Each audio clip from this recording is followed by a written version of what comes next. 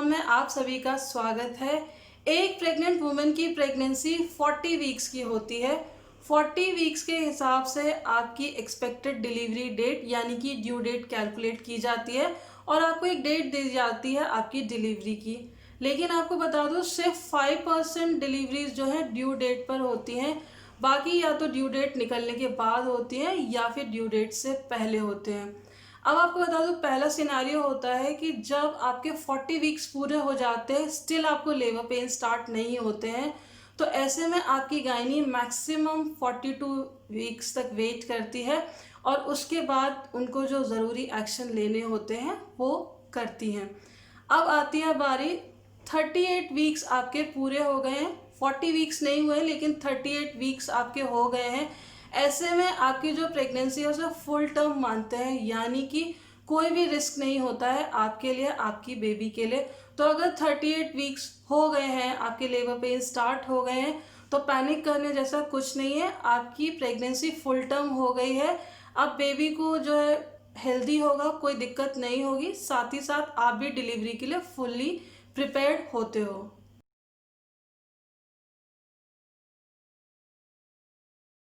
अब third scenario आता है जहां पर आपका बेबी 38 वीक्स से पहले हो जाता है। इसको हम प्री मैच्योर डिलीवरी कहते हैं। बट आप समझ सकते हो, मान लीजिए 37th वीक में एक बेबी हुआ है तो उतना ज़्यादा रिस्क पे नहीं होगा जितना कि एक ऐसा बेबी जो 30th वीक में हो जाए, 25th वीक में हो जाए। तो अभी वीडियो में मैं आपको बताऊंगी कि ये जो हम प्री मैच्योर डिलीवरी कह रहे हैं उनके क्या क्या स्टेजेस होते हैं। तो आज के इस वीडियो में एक तो मैं आपको ये बताऊंगी कि क्या क्या स्टेजेस होते हैं प्री मैच्योर डिलीवरी के। दूसरी चीज़ ये कि क्या कारण होते हैं प्री मैच्योर डिलीवरीज के, और इसके अलावा हम ये भी जानेंगे कि ऐसे कौन से सिम्टम्स हैं जिनसे आपको आइडिया लग जाएगा कि आपकी प्री मैच्योर डिलीवरी होगी। बट उससे पहले अगर आप मेरे चैनल को पहली बार देख रहे हैं तो इसे सब्सक्राइब ज़रूर करें, और वीडियो अच्छा लगे, हेल्पफुल लगे तो इसे लाइक ज़रूर करें, और अपने फ्रेंड्स, फैमिली, कोई भी अगर आप जानते हो प्रेग्नेंट हैं उनके साथ ज़रूर शेयर करें। जैसे कि मैंने आपको अभी बताया कि अगर बेबी 37 वीक से पहले हो जाता है तो हम उसे प्री मैच्योर कंसिडर करते हैं। लेकिन इसके अलग अलग लेवल है। जैसे अगर एक बेबी 37 वीक में या 36 वीक में हुआ है तो उसको थोड़ा सा रिस्क कम होता है रादर देन एक ऐसे बेबी के जो 30th वीक में पैदा हुआ है या 25th वीक में पैदा हुआ है। तो अब मैं आपको ये स्टेजेस बताती हूँ।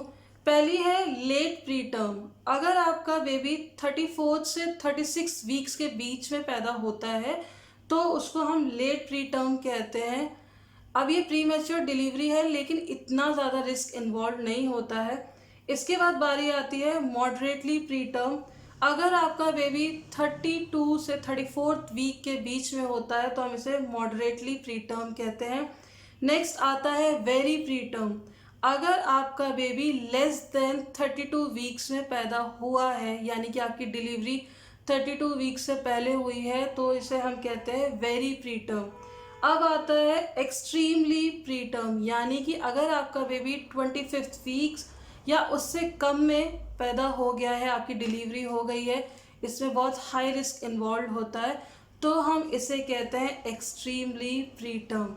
तो आई होप अब आप समझ गए होंगे कि प्री टर्म यानी कि प्री मैच्योर डिलीवरी में भी क्या क्या स्टेजेस होती हैं। तो ये चीज़ आप समझ लीजिए कि आपकी प्रेगनेंसी का फुल टर्म होना यानी कि 38 वीक्स का होना बहुत ज़्यादा इम्पॉर्टेंट है। अगर बेबी 37 वीक से पहले हो जाता है थोड़ा सा रिस्क इन्वॉल्व होता है। जितने जितने आपके वीक्स कम होते जाएंगे उतना ही रिस्क ज़्यादा होता जाता है। मैंने आपको स्टेजेस बता दिए, क्योंकि क्या होता है बेबी पूरी तरीके से डेवलप नहीं हो पाता है, उसके बॉडी पार्ट्स, उसके लंग्स, इवन जो वेट है वो सही से नहीं हो पाता है। इसीलिए आपकी जो प्रेगनेंसी है उसका फुल टर्म होना बहुत ज़रूरी है। अब इसके बाद मैं आपको बताऊंगी कि क्या क्या रीजंस होते हैं कि एक बच्चा जो है प्री मैच्योर पैदा हो सकता है। मैं आपको अपना एग्जांपल भी दूंगी, क्योंकि मेरा जो ड्यू डेट थी वो 9 मई की थी, लेकिन मेरा जो बेबी है वो 20 अप्रैल को हुआ था। क्यों ऐसा हुआ था वो सिम्टम्स डिस्कस करते टाइम मैं आपको बताऊंगी। पहला रीज़न है शॉर्ट सर्विक्स होना। मैंने इस पर एक डिटेल में वीडियो किया हुआ है, लिंक आपको ऊपर मिल जाएगा, प्लीज़ ज़रूर देखिएगा, बहुत इंपॉर्टेंट है।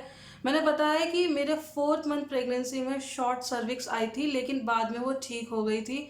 तो शॉर्ट सर्विक्स का पूरा कॉन्सेप्ट समझने के लिए, क्योंकि वो अपने आप में बहुत डिटेल में है, वो वीडियो ज़रूर देखिएगा। तो याद रखिए, अगर किसी एक वुमेन की प्रेगनेंसी के दौरान सर्विक्स जो है शॉर्ट है, उसकी लेंथ जो है शॉर्ट है, तो चांसेस रहते हैं प्री मैच्योर डिलीवरी होने के। बहुत ज़्यादा ज़रूरी नहीं है, लेकिन चांसेस रहते हैं। सेकेंड रीज़न होता है स्ट्रेस।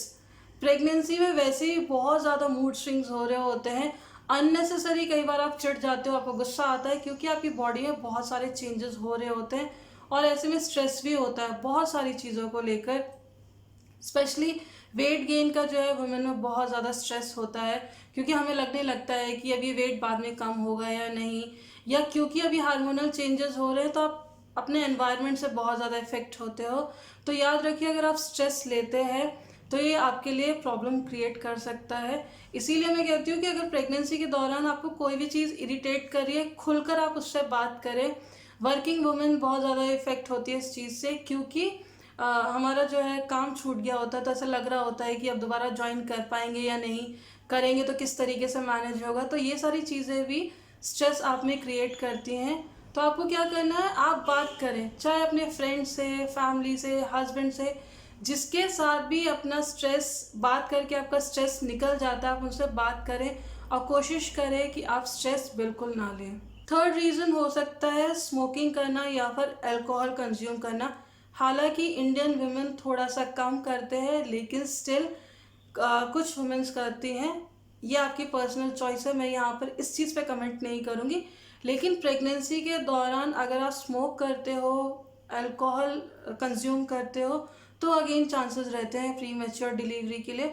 तो अगर आप हैबिचुअल हो इन चीज़ों के, तो आप कोशिश करें कि आप अपनी प्रेगनेंसी के दौरान एटलीस्ट इसे क्विट करें, क्योंकि ये प्री मैच्योर डिलीवरी के चांसेस को बढ़ा देते हैं। इसके बाद फोर्थ पॉइंट आता है, फोर्थ रीज़न आता है हाई बीपी, डायबिटीज़। ऐसा देखा गया है कि अगर आपका बीपी हाई रहता है प्रेगनेंसी के दौरान, आपको डायबिटीज़ है, तो भी प्री मैच्योर डिलीवरी के चांसेस हैं। यहाँ पर मैं बताती हूँ अपना एग्जांपल। मैंने आपको बताया कि मेरी जो बेबी है ड्यू डेट से थोड़ा पहले हो गया था। रीज़न इसका यही था। वैसे क्योंकि मैं खुद फार्मासिस्ट हूँ और हॉस्पिटल्स में मैंने काम किया हुआ है, हॉस्पिटल्स के सिनारियो से मुझे डर नहीं लगता है। लेकिन मेरी प्रेगनेंसी के दौरान क्या होता था कि जैसे आपको पता है रेगुलर विजिट के लिए जाना पड़ता है अपनी गायनी के पास, तो मैं वहाँ पे गई हुई थी। तो मैंने देखा एक लेडी आई हुई थी अपनी डिलीवरी के लिए, या लेबर पेन स्टार्ट हो गए होंगे, उसकी इतनी बुरी हालत हो रही थी कि उसको देख के मेरा जो बीपी है वो शूट करने लग गया। क्योंकि होता है ना, कई बार आप देखते हो स्ट्रेचर पे कोई आ रहा है, बहुत ज़ोर से चिल्ला रहे हो, और आपको भी मालूम है कि कुछ वीक्स बाद आपको भी इसी सिनारियो से गुजरना है। तो मेरा बीपी जो बहुत ज़्यादा शूट करने लग गया। अब क्योंकि मेरे बेबी का जो वेट है शुरू से ही अच्छा आ रहा था अल्ट्रासाउंड में, तो मेरी गायनी को पता था कि कोई दिक्कत नहीं होने वाली है। तो उन्होंने मेरे हस्बैंड से बात की और उनसे कहा कि बीपी बहुत ज़्यादा शूट हो रहा है, तो बेबी को प्रॉब्लम हो सकती है, तो इसीलिए अच्छा रहेगा कि हम इसको इंड्यूस कर दें, लेबर को इंड्यूस कर दें। तो एक तो आपको और बता दूं, मेरी क्राउनिंग भी स्टार्ट हो गई थी। तो जब बीपी शूट करता है या आपको डायबिटीज़ रहती है, आप देखोगे जिन लोगों को बीपी की, डायबिटीज़ की प्रॉब्लम रहती है, बहुत फ्रीक्वेंटली डॉक्टर चेक करते हैं। तो मुझे वैसे कोई प्रॉब्लम नहीं थी, लेकिन उस दिन जब मैं अपनी गायनी के पास चेकअप के लिए गई थी, तो मेरा बीपी जो है बहुत ज़्यादा शूट हो रहा था, और उनको टेंशन थी कि हो सकता है कि आरव को दिक्कत हो, मेरे बेबी को। तो इसीलिए उन्होंने इस चीज़ का डिसीजन लिया कि मेरे को लेबर इंड्यूस करेंगे। हालांकि मेरे केस में ये था कि मेरे बेबी की जो ग्रोथ है और वेट उसका शुरू से ही थोड़ा हायर साइड में रहता था, तो उनको रिस्क नहीं था। तो इसीलिए मेरे जो डिलीवरी है टाइम से पहले कर दी गई थी। फिफ्थ रीज़न ये हो सकता है कि अगर आपको मल्टीपल प्रेगनेंसी है, यानी कि आप ट्विंस कैरी कर रहे हो या 2 से ज़्यादा बच्चे हैं, तो भी बहुत ज़्यादा चांसेस रहते हैं प्री मैच्योर डिलीवरी के। मेरी एक फ्रेंड है, उनके जो ट्विंस बेबी हैं वो 7th मंथ में हो गए थे।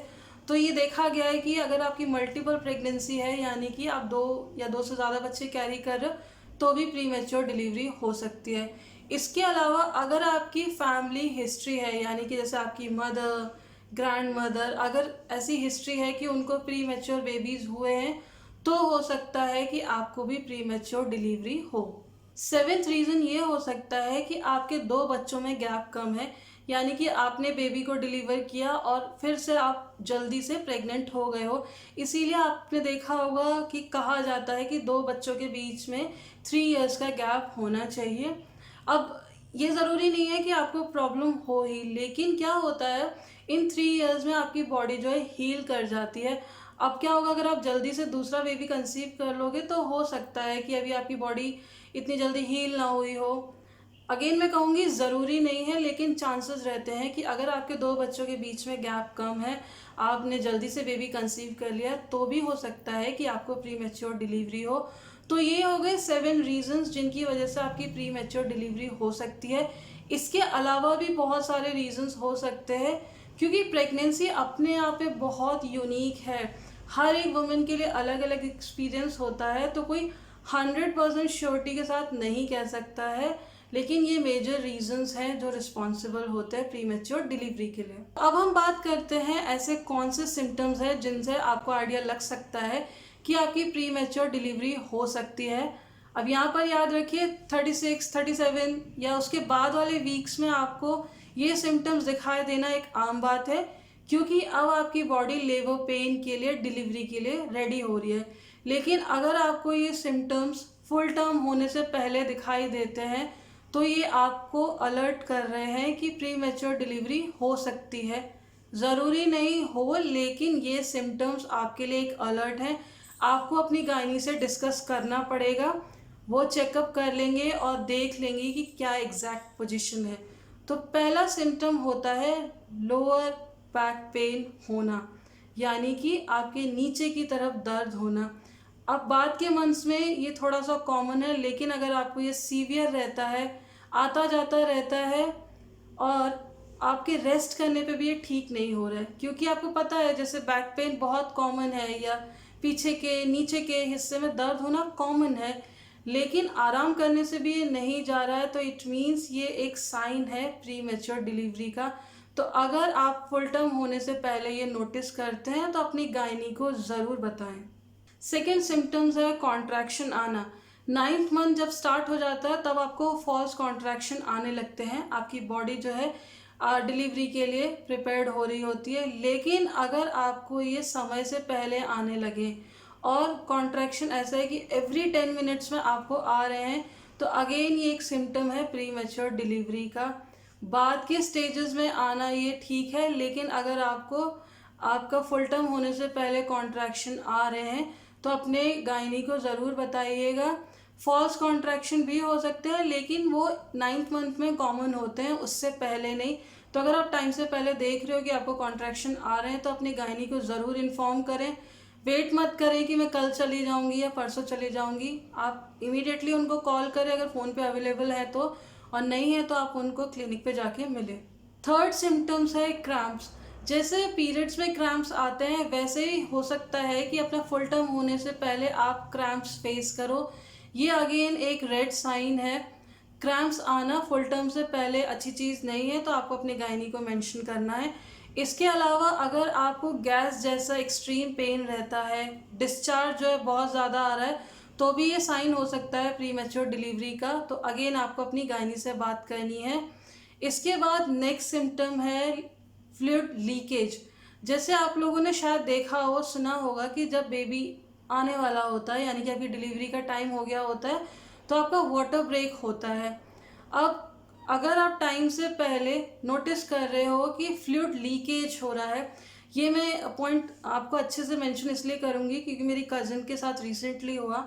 8 मंथ उसकी प्रेगनेंसी का चल रहा था, क्योंकि उसके ट्विंस हुए हैं तो प्री मैच्योर डिलीवरी हो गई थी, तो उसको फ्लूइड जैसा आ रहा था। जब उसने मुझे कॉल किया तो बोला कि दीदी मेरा मुझे ना पी जो है, यानी कि बाथरूम जो है वो रुक नहीं रही है, कंटिन्यूसली आ रही है।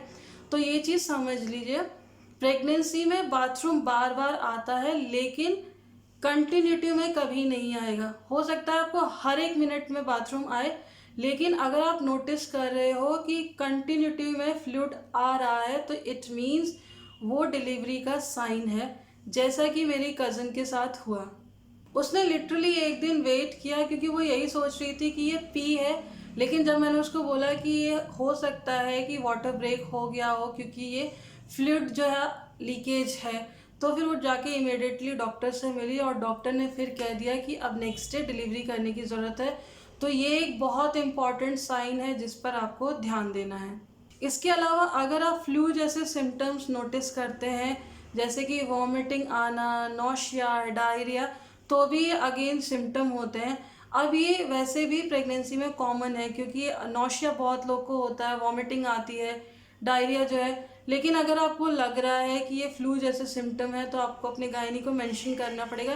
याद रखिए, प्रेगनेंसी के दौरान कोई भी चीज़, कई बार क्या होता है, हमें लगता है सिली सा पॉइंट है, नो मैटर, कुछ भी आपको लग रहा है आप अपनी गायनी से बात करें। आप देखेंगे कि वो नाराज़ नहीं होते हैं, इनफैक्ट उन्हें अच्छा लगता है कि आप अवेयर हैं, हर चीज़ उनसे पूछ रहे हैं, हर चीज़ बता रहे हैं।